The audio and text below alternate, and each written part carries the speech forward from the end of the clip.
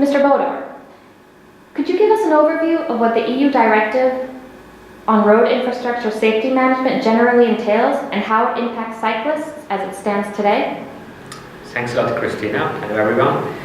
The Road Infrastructure Safety Management Directive, very complicated name, but in a nutshell, it regulates how the roads, especially the major roads along Europe, should look like and how they are designed, how they are maintained. And currently, these roads, these trans-European roads, are designed for cars and motorized vehicles, and the needs and the importance of active mobility, cyclists, walking, and in general vulnerable road users are relatively neglected.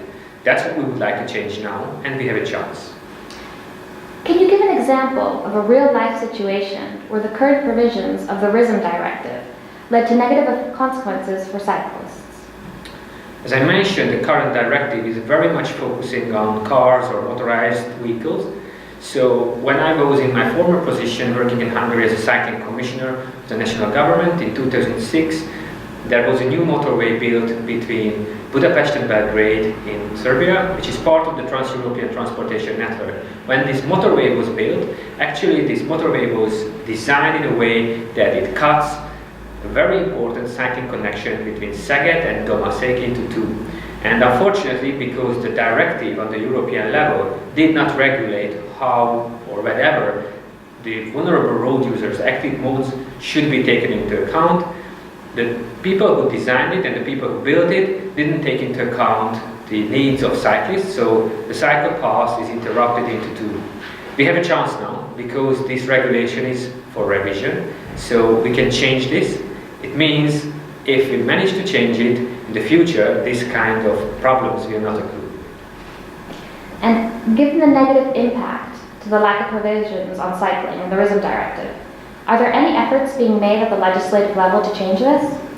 Yes, we as European Cyclists Federation met with several stakeholders from the European Commission and from the European Parliament.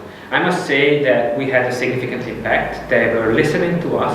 So already the European Commission proposal for the new legislation looks much better than the earlier version was. They were listening to us, but the Parliament, the members of the European Parliament, went even further and they asked for quality guidelines for cycling infrastructure, which would make this proposal even much more serving the needs of cyclists and much more cycling friendly. And how have advocacy efforts from the ECF contributed to this shift in the legislative agenda for the RISM Directive? And does the Commission's current proposal fully cover the needs of cyclists? As I mentioned, the Commission's proposal was already a step to the right direction. Well, I would like to ask everyone, especially the Member States, to support the European Parliament's additions to it, because that's when it could become complete. These quality guidelines for cycling infrastructure could ensure that these major roads in Europe will be designed, built and maintained in a way that cycling infrastructure is integrated, that high quality cycling infrastructure is integrated when they are renewed or built or maintained. So we would like to advocate for it further. I would like to also thank you all members' support because they contacted the members of the European Parliament, so we will really listen. But this is the first step. We won a battle, but we didn't win the war yet. So the next step is to convince the member states to take on board these proposals.